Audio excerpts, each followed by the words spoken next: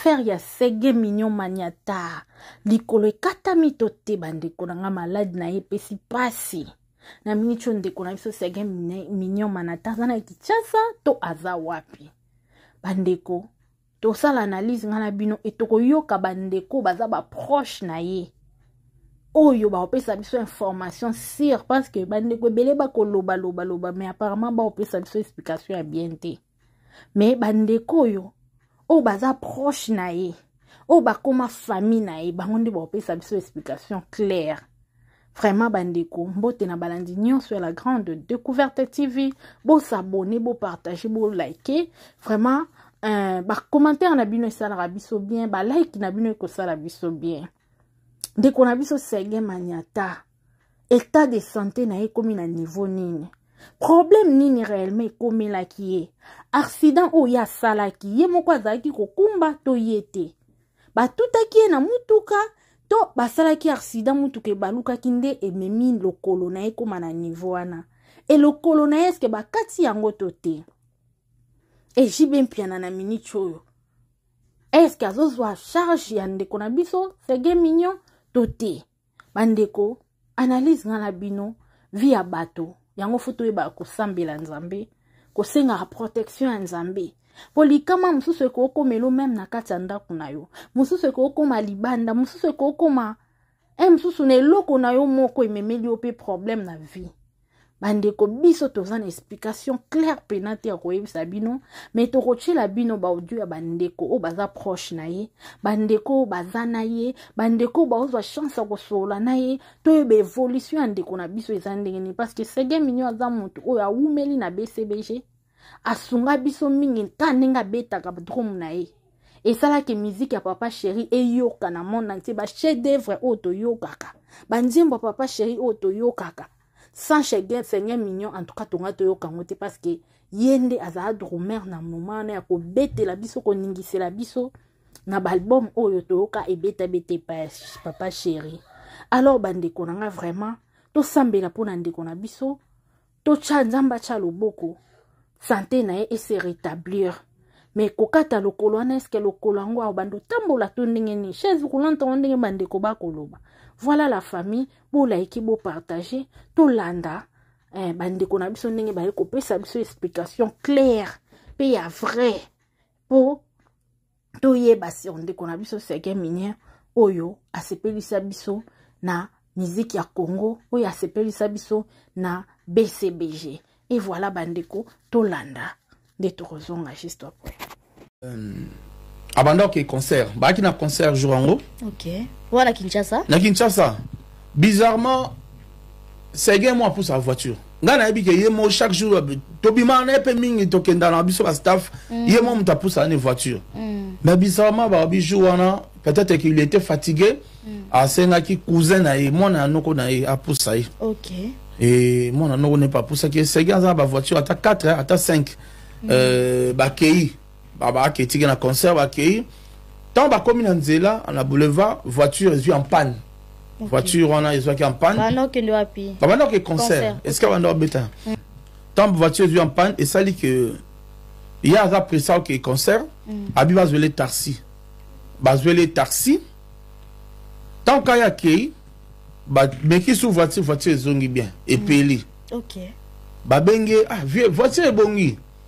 Ya habité ndenge dabo e sali bongo bozo sonka boya musu bozo mususu ndenge wana déjà sali bandi bongo bozo sonka bazo sonka ndako na bacho mususu balanda ye voilà ndio ba kendaki nango bazo sonka na ndako bazu pe voiture mususu nde bazongi nango bazu voiture mususu balandi côté concert fallait beta malheureusement concert peut beta gité concert ngo zaki pas annulé nde bazongit bazozonga na balanda kwa il se fait que moi nezaka moi Alex ane moi temps na libanda pa ba master nezala kaka nde ba ko benge na Chetemba mutu mo azoluke nde ake Chetemba akutana mutu wana bizarrement ngada bi chief c'est comme Chetemba poto tambola na pe mingi c'est comme Chetemba des fois ba ndeko na parking à Chetemba mutu ba mutu ba gidaka bizarrement on m'apprend que yemomtu akiti a comme ko guider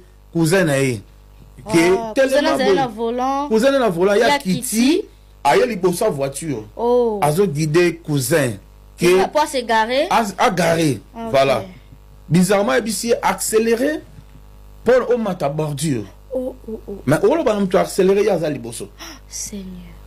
Alors cousin là qui contraire à respecter parole à grand frère tant accéléré mbalmo a tout dit il est quand même des bongo voilà tant accéléré nda tout dit donc ezaki involontaire donc ezaki accident donc volonté à monter pour sa propre voiture na monde tout dit voilà au moment il a zo guider voiture né tout dit azo qui facture à katana qui vient katana qui vient dans le col à droite et papa chéri JB Piana aussitôt a pris cette nouvelle il s'est investi totalement à 100%. En tout cas, merci à papa chéri JB Piana. Merci beaucoup. Ce qui peut dire mongo, mais l'aime sur bakati le kolotende na zo kawana. Bakati oui. Ce qui est ça pour nous. Et c'est solo pour le Kamboka. Bon, on appelle un yoki. Bon, je peux dire oui parce que j'ai appelé même la famille. Un membre de famille m'a confirmé. Oui. C'était quand quoi makamone salami na mwanini quand. Na retour na bango Côte d'Ivoire hein. Tant baute nani c'est récent ou est-ce temps? Et c'est déjà 2 mois en route. 2 mois. 2 mois depuis le Cameroun na yokengo. 2 mois. C'est gars ça était 2 mois en hôpital hein. Attends 2 mois en hôpital. Donc vraiment on a traité na Kinshasa na hôpital canadien azaki na hôpital canadien aux en a ville bato ba bien haut azaki wana bien sécurisé makamozaki penda bien mais il y a une infection peut-être il y a ça qui bongo hein et en plus ndiko nanga pe azaka un peu diabétique oui voilà et ça qui potawana ndi ça qui bongo et c'est comme présentement à la Inde. Présentement à la Inde. Bakati nem non bakati dans c'est bakati na Inde. Oh. À la Inde. Fanatique na biso nyonso o bazaki na souci bazo ba positionner bazo s'inquiéter par rapport à Seguin. Le chef d'orchestre va très bien. Dieu a fait grâce, ça va. Médecin Bassela qui est bon de sortie, il va bien, papa chéri, pour se rassurer encore. À faire déplacer par rapport à des soins, tout et tout, un petit repos à l'extérieur du pays. Nous espérons que ça va bien se passer. Et puis, à Ozongue-Labiso Awa, en forme pour se reposer et puis plus tard regagner son travail, si Dieu le veut. Et nous remercions aussi Papa Chéri, il n'a pas regardé l'argent à Talaki Mbongote, à Talaki Bolingo, à Zanango. Le personnel là, il a vraiment dépensé beaucoup d'argent et puis malgré la somme moins importante mais il est resté chaque jour dans le rez-de-chaussée. Il y a hôtel, il y a I'm sorry, dans hôtel, dans hôpital, il y a Seguin au rez-de-chaussée là pour se rassurer qu'il va bien, tout et tout. Est-ce qu'il a besoin de quelque chose? Les médecins ont besoin de quelque chose. Il restait là des fois de 21h à 4h du matin sans même le voir parce que ces gars ont des soins intensifs. Merci merci infiniment. Voilà la famille Botiko Yoka. Bandeko nenge ba éclaircir biso sur Seguin Mignon. En tout cas, ils a pas sipé mawa. Bandeko, likambo ete ya biso bandeko ebele basala kango. A telemi liboso mutuka ko benga bongisa sala boy makambo o ete ya biso po biso pe toyo karate likambo komeli muninga omona yopo ndeko osali yango lisusu.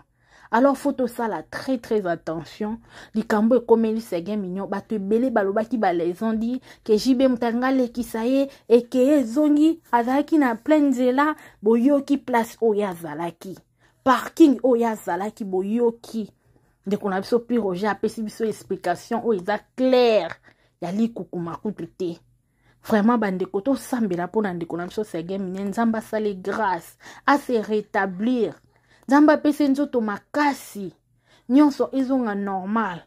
Malgré bakati lokolo wana melobi te ka rotambola te. Peut-être à rotambola pe na beki. Peut-être à continuer musala na on ne sait jamais. Et to ebi epe aza diabétique. Vraiment, zamba pese makasi. Courage. Bato bazana ba numéro ne to benga et to conforter to pesa et courage ebele. Et to ki papa chéri merci beaucoup vraiment.